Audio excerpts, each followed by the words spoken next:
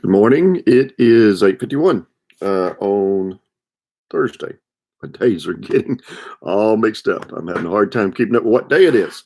But today is Thursday. We're reading from Mark chapter 6, verses 1 through 6 this morning. Um, my Bible here has a title, but it says A Prophet Without Honor. And we're going to see how he goes back to his hometown and he doesn't get the same respect as he does other places he goes. So let's hear what the Gospel of Mark says. It says in verse 6, chapter 1, it says, Jesus left there and went to his hometown, accompanied by his disciples. When the Sabbath came, he began to teach in the synagogue, and many who heard were who heard him were amazed. Now we find here that the people they're amazed, but they're not going to, as we read on, they're not going to believe. They're confused, probably. They're amazed at, hey, this guy's doing something. We don't know how he's doing it. We don't know this where he got this wisdom. Yeah, we just don't know. But they are amazed. So, in other words, he's doing some spectacular things. Where did this man get these things? They asked. What's this wisdom that has been given him?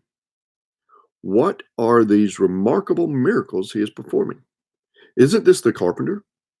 Isn't this Mary's son and the brother of James, Joseph, Judas, and Simon?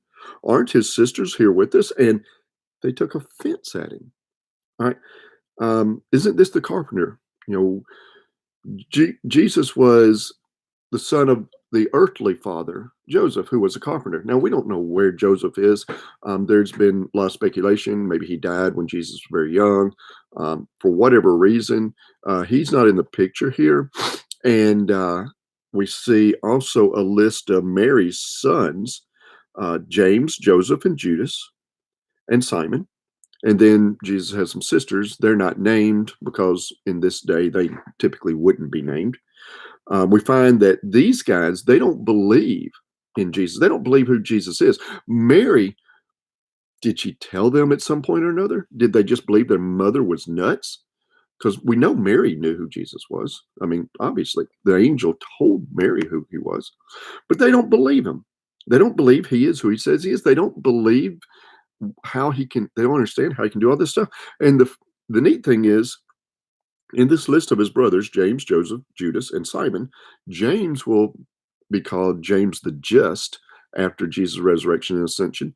He will actually become a leader in the Jewish church and the author of the book we call James.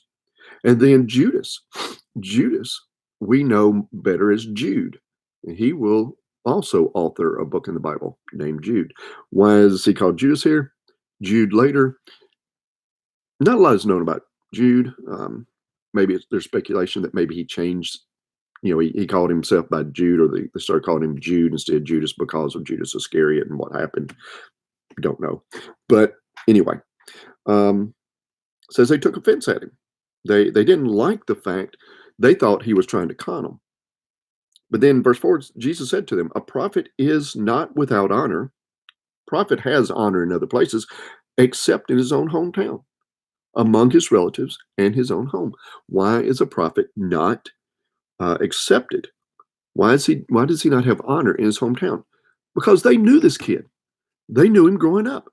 Now, Jesus, granted, was probably not, like me. My family, or the friends of my family, the neighbors, those people, they knew me growing up, and they knew what kind of kid I was, and they said, they didn't believe at first, maybe still don't believe, I don't know. But they didn't believe that I was called to be a minister because, well, of the things I did, the way I acted, the kind of person I was when I was a kid. Now, Jesus, he was sinless, so he wouldn't have had the problems that I had, but they still knew him. And he said, well, he was never given any great teaching. He never had any of these powers when he was a kid. Nothing ever gave us any indication. So how in the world is he doing all this? How is he doing miracles? Verse 5 says he could, in verse 5 says he could do, or he could not do any miracles there except lay hands on a few sick people and heal them. And he was amazed at their lack of faith. See, he actually healed people there, but they still wouldn't believe. They're still saying, "Hey, in this Jesus, in this the son of Mary, in this that carpenter." Even his brothers, even his sisters, they said, "There's no way that Jesus is this great prophet. We know who he is." So he couldn't do much there. All right. What can we take from this? We can see Jesus the way we want to see Jesus. The people there, they saw Jesus as this, kid growing up. They saw him as a good kid and all this kind of stuff, but they didn't see anything spectacular in him. We can look at Jesus and we can see a Jesus of love. And a lot of people, including myself, think Jesus is God's son who loves us tremendously. He loves us so much that he gave his life for us. And we remember only the love of Jesus, and we forget how holy he is. And so we forget that he insists, that he tells us, commands us to do certain things. But we say, "Oh well, if we don't do it, he loves us so much, he'll just forgive us." So we think of Jesus, or some people will think of Jesus as this lovable character. And that's not who Jesus is. He does love all of us, but he's also holy. He also commands us to be holy like him, to love one another, to forgive, to do these things. And so we must not forget, he's not just a lovable character, but he is one who's holy. On the other hand, a lot of people see him as holy and forget his love. They see him as commanding us to do this. They look at the Sermon on the Mount. They say, "We've got to do all these things, or else we won't be good enough." They become legalistic, and that's not Jesus either. We can also see Jesus the way we want to see Jesus. In other words, he fits our own personality, our own way of thinking, our own agenda. We make Jesus the Jesus of our own agenda.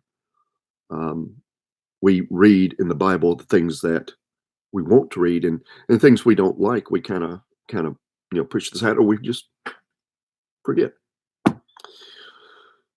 conveniently. Thing is, we need to read the Bible and see Jesus for just who he is. Not a Jesus that we want him to be, but the Jesus he really is. And that is a Jesus who is one of great, great love, who wants to heal, who wants to forgive, who wants to take sin away, who wants to let you know that he is with you and cares about you, and the one who you can bring your burdens to. But also that he's very holy. He is God. He's not just a person. He is God. He's not a lovable character. He's not a teddy bear, big teddy bear. He is God. And when he tells us to do things, we call him Lord. And if we call him Lord, that means we must obey him. So let's remember he's both.